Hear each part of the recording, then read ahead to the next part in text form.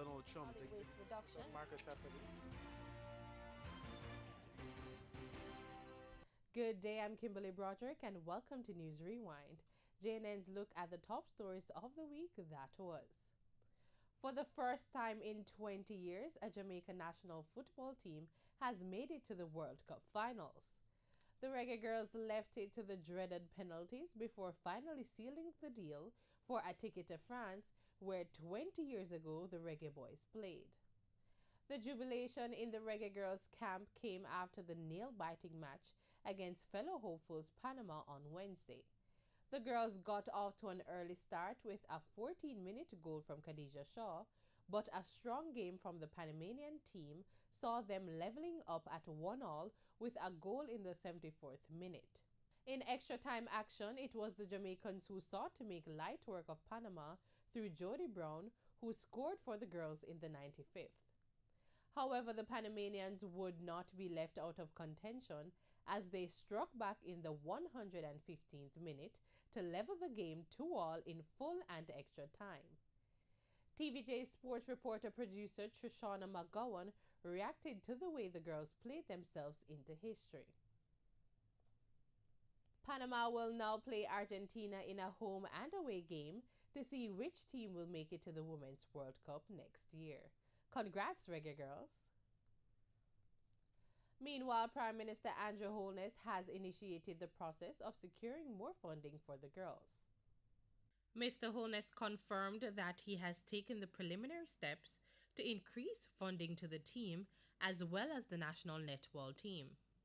The football team played Panama Wednesday night to an exciting 4-2 penalty shootout victory, securing their spot for next year's World Cup to be held in France. The ongoing issue of funding and the shortage of sponsorship received by the female team, in contrast to the male team, was again brought forward. Mr. Holness has acknowledged this but has broadened the attention to other female sports. While speaking on TVJ's All Angles Wednesday night, he explained his plan. There is a general imbalance where the government expenditure as it relates to funding the female teams generally versus the male teams. I had the netballers come and pay me a courtesy call, and it was the same complaint. I believe it is something that the government should look into, and I have given directions that that be done. Both to the Reggae Girls and to our Sunshine Girls, we have to do it now.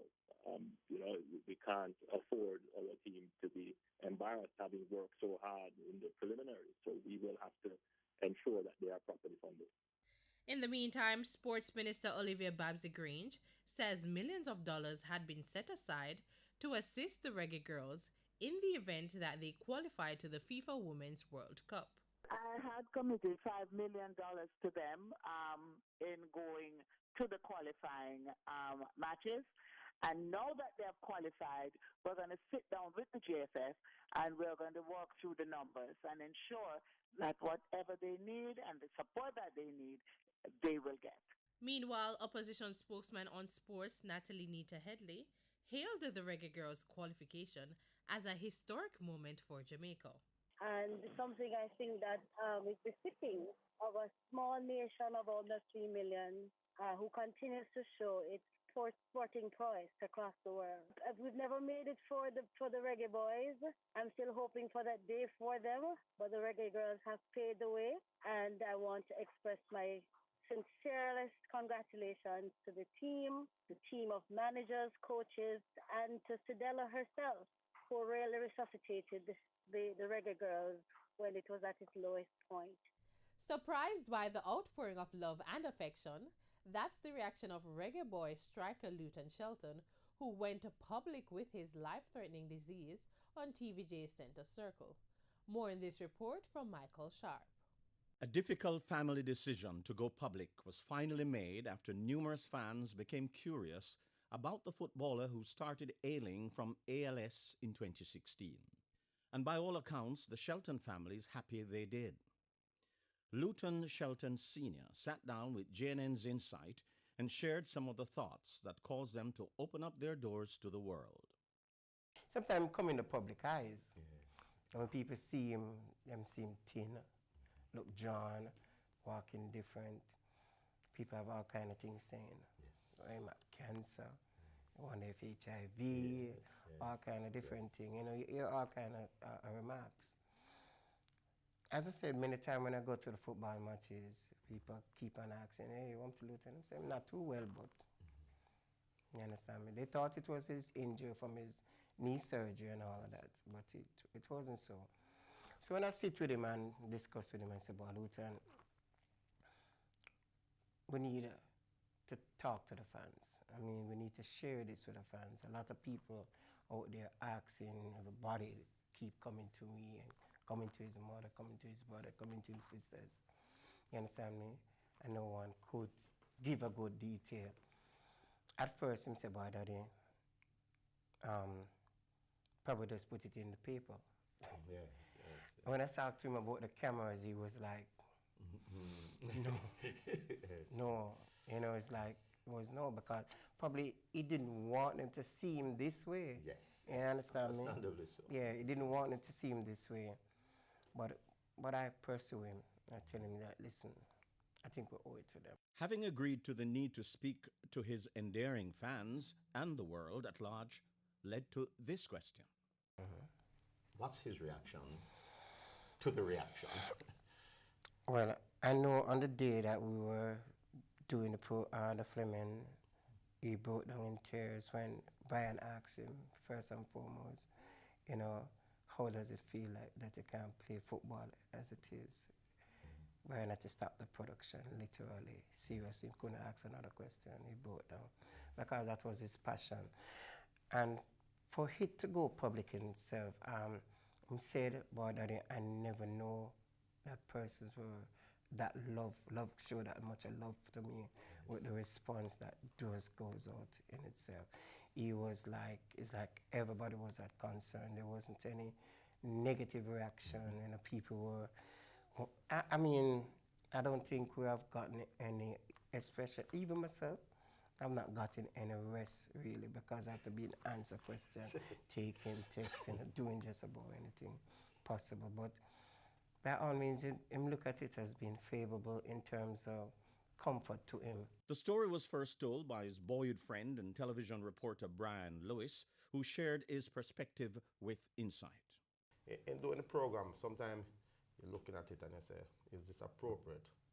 Will this let him look bad? Yes. Yeah? And you start to think and you start to take things, or start to tweak, because what you're trying to do, you're not trying to get a fame from something like this. Yes. Because a lot of people check that, oh, Brian, you get your boss. That's not my aim. I'm not trying to get fame from this. So I'm not going to put something to sensationalize the program because I want everybody to say, oh, yes, and that. No. What I wanted was to tell a story. So I wasn't about to put things to ridicule anyone and to try to gain fame. So as a person myself, I looked at it and said, how would I treat someone in my family? And with the Sheltons hoping for a miracle as they prepare for a life-changing uphill battle against time and a merciless disease yet without a cure, the outpouring of not only love is coming. And Shelton Sr. reacted with gratitude to the Minister of Sports, Babsy Grange, who pledged $5 million on behalf of the government to assist with the major financing associated to survive with ALS. I want to say thank you for your quick response, and we do appreciate your start of the initial program. A GoFundMe account in Luton Shelton's name has been established online. And in addition, a National Commercial Bank account in the name of Luton Shelton at the Oxford Road branch, account number 214233150. In other news, the Southeast Regional Health Authority, SARA, has made an announcement that management changes are among the options being considered to address the findings of a probe into the improper disposal of the bodies of 2 neonates at the Kingston Public Hospital, KPH. More in this report. Head of SARA's Technical Risk Assessment Committee, Dr. Patrice Charles, says consideration is being given to retraining some personnel to ensure there's no repeat of the incident. A summary of the findings of the probe reveals that the neonates were not being stored in an appropriate refrigerator, that one of the bodies had been at the morgue for over a year, and the bodies of babies were not being stored according to standard morgue operations. In addition, there were several procedural breaches detected. Dr. Charles states that the Technical Risk Assessment Committee will be pushing for more responsible conduct from staff members, with the priority being at the top. We will be holding management accountable. Everything always climbs all the way to the top. And so if we hold those individuals accountable, they must also hold their staff accountable. So it's just a matter of ensuring that what needs to be done is done. And you have to understand that if it's not done, there are two questions. Are you capable of doing it? If you're not capable of doing it, then what does that mean? We acknowledge that there are some individuals that need to be trained in a different way. We need to upgrade. I know that the Ministry of Health is looking at digitizing health records. So we're moving in a new direction, which means that we need to conduct new sensitization and new training programs for the staff. And Dr. Charles also shares details on some of the remedial measures which are at the preliminary stage. We have already begun to procure an appropriate morgue refrigerator to store the baby bodies. And there are some other things, smaller items, but necessary items, an autopsy table, some small tools, morgue stretchers, the cadaver list to move the adults up into the refrigerator. Those are things that are being procured now. As far as health records are concerned, they needed shelves, units, AC units needed to be maintained. Those things are being taken care of. And as far as the aesthetics are concerned, those have already been done. As far as putting in security features, those have already been done. And when I say security features, I'm speaking about closed-circuit cameras so that we can see what's happening in the morgue. Meanwhile, opposition spokesman on health Dr. Dayton Campbell is lamenting that the report confirms the deeply rooted problems detected in the system. He asserts that despite its disturbing contents, the situation has given an opportunity. We need to determine some minimum standards as a country that we consider acceptable for our healthcare facilities. Because quite a bit of the concerns that have come out of the report are things that one would think proper management should have solved. And some of them does not require a lot of resources. Yes, it is true that there's a chronic shortage of resources in the health sector. But some of the issues that were highlighted are simple things that could have been dealt with just proper management. And the staff, they've been given baskets to carry water, and then we turn around and we blame the staff for everything. But really and truly, some of them are not in a position to do better. Reportedly a contentious matter which polarizes groups across the country, the government is looking at abortion with a view of decriminalization. The matter was discussed on JNN and RJR 94 FM's Hotline Interface on Thursday. Marion Murray reports. Section 72 and 73 of the Offences Against the Persons Act stipulates that any woman who terminates her pregnancy shall, quote, be liable to be imprisoned for life with or without hard labor, end quote. Despite pushback from the faith-based community in particular, Member of Parliament Juliet Cuthbert-Flynn continues to challenge the relevance of the current legislation governing abortion. This law has been here from 1864, and I think it's time to take the criminality out of this and replace with a civil law named Termination of Pregnancy Act. And this, of course, was recommended by an abortion policy review group back in 2007-2008, and put stipulations in place, of course, as to how, when a woman can possibly procure an abortion. Mrs. Cuthbert-Flynn notes that the procedure's illegality is not a deterrent to women if they feel that this is their best option. Women are going to continuously have abortion. They're going to seek out whether if it's illegal, they are definitely going to go underground, which is what is happening with countries who have not legalized abortion at any extent, like Jamaica. She's specific in what she is seeking. I would love to see a robust adoption policy put in place in Jamaica where adoption is made much easier than it is. I would love to see centers that where women, if they do end up being raped by whomever, underage or even older, and they end up pregnant, that if it is that the thought comes into their mind that they want to have an abortion, that they can readily go to a center and possibly seek some sort of a counseling.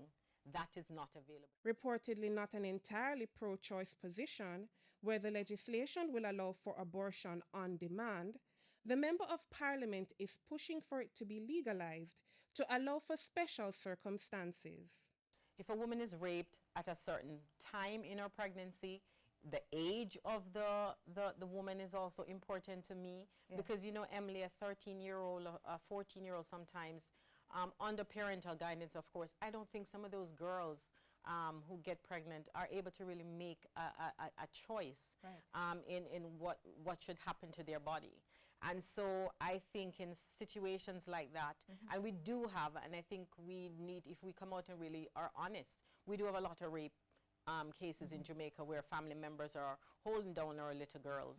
If successful, the new legislation would give women more autonomy over their own bodies. I'm not saying if you're raped, then we need to just terminate the pregnancy. No. If the young girl or woman is capable mentally, then fine. If that person is going through a lot psychologically, emotionally, then we need to give them that option, that choice to choose. Right. And we're not doing that at this time. And so that is the stance that I take. Based on research done by the Abortion Policy Review Group, decriminalizing abortion combined with counseling on reproductive health will reduce significantly the number of women facing adverse outcomes from securing the service underground. With only 76 days left until 2019, the latest crime statistics for 2018 reveals that 1,015 murders were recorded in Jamaica since the start of the year up to October 12th. Statistics show a 21% reduction, or 271 fewer than the number of homicides recorded during the same period last year. In St. James, which had a record 365 murders in 2017, there has been a 70% decline.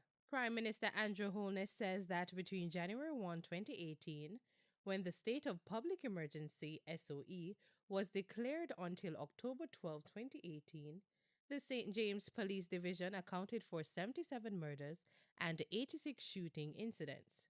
This down from 238 during the same period in 2017. During the SOE, the security forces have the power to search, curtail operating hours of business, restrict access to places, and detain persons without a warrant.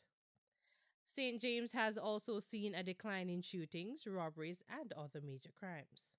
No murder or shooting has been recorded in the previously violence-prone community of Mount Salem in St. James, where Jamaica's first zone of special operations, ZOZO, was declared in September 2017. Over in the St. Catherine North Police Division, which remains under a state of public emergency, there has been a 27% reduction in murders, shootings, and other major crimes. Westmoreland, Clarendon, and the St. Andrew South Police Divisions have each recorded more than 100 murders. 600 illegal guns and nearly 10,000 rounds of ammunition have been seized by the security forces since January. There is an agreement in the House of Representatives that the zone of special operations in St. James should be extended. We have more in this report from Marion Myrie. The House of Representatives on Tuesday approved a resolution extending the Zone of Special Operations, ZOZO, in Mount Salem, St. James for a period of 60 days.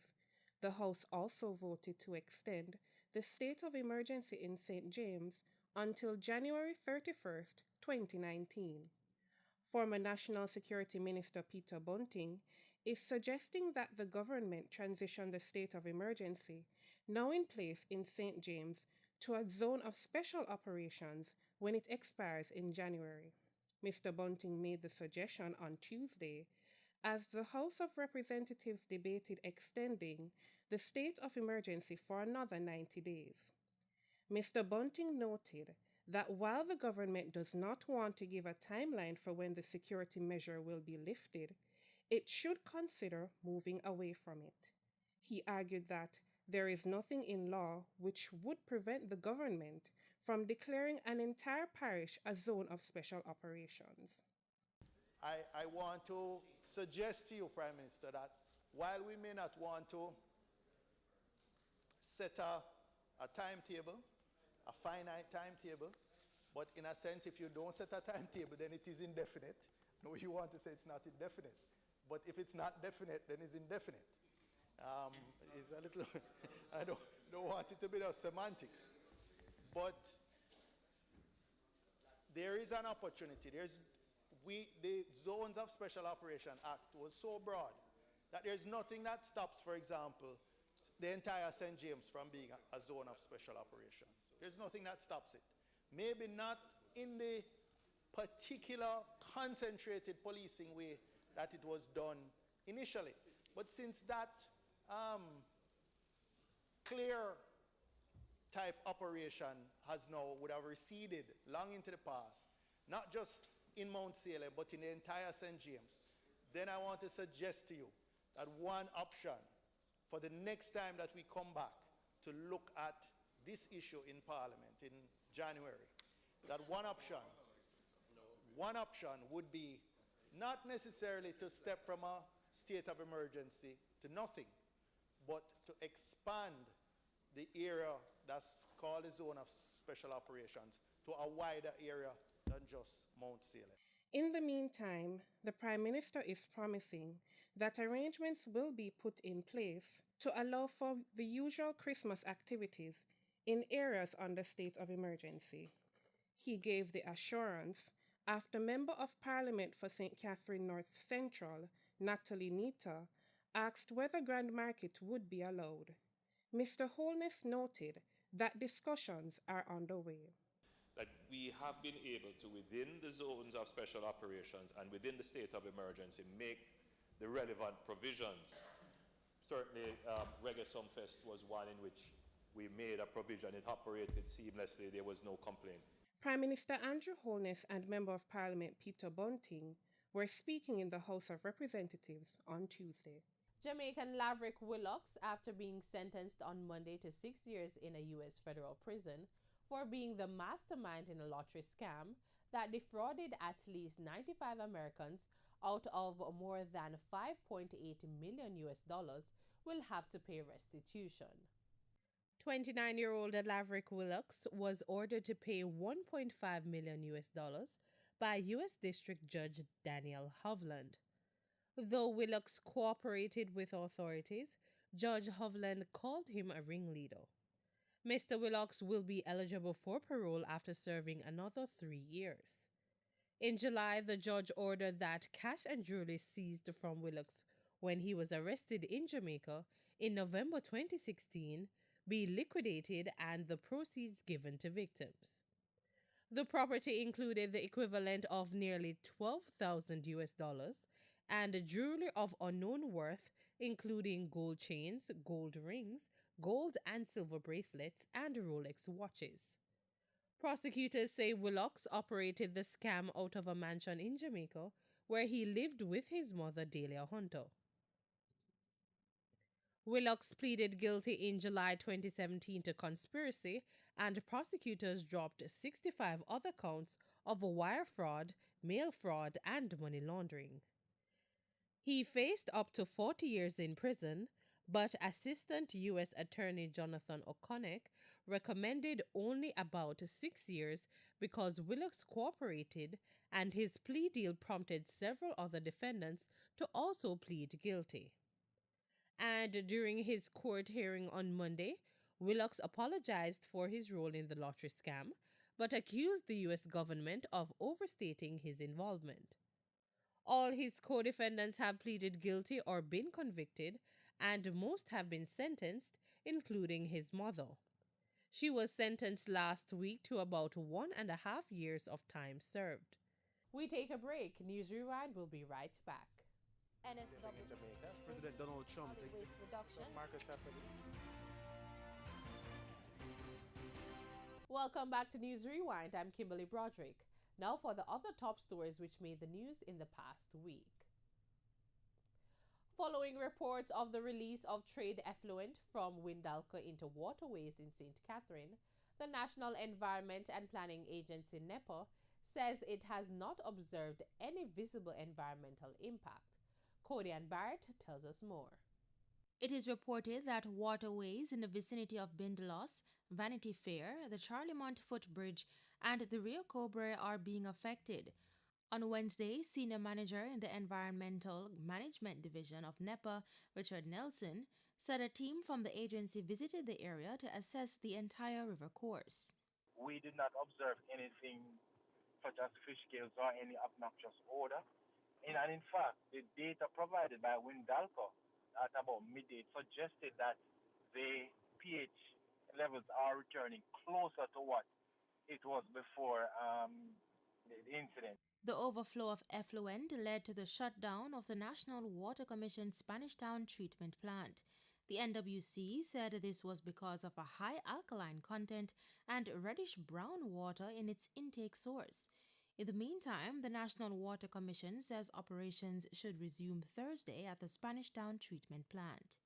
Based on projections from last night, the team expected that the acidity and the alkalinity levels will be within the normal range, which will allow for normal operations at the treatment plant to be able to deliver water to customers. It's therefore expected that during the course of the morning, the treatment operations will restart. We will recharge the network.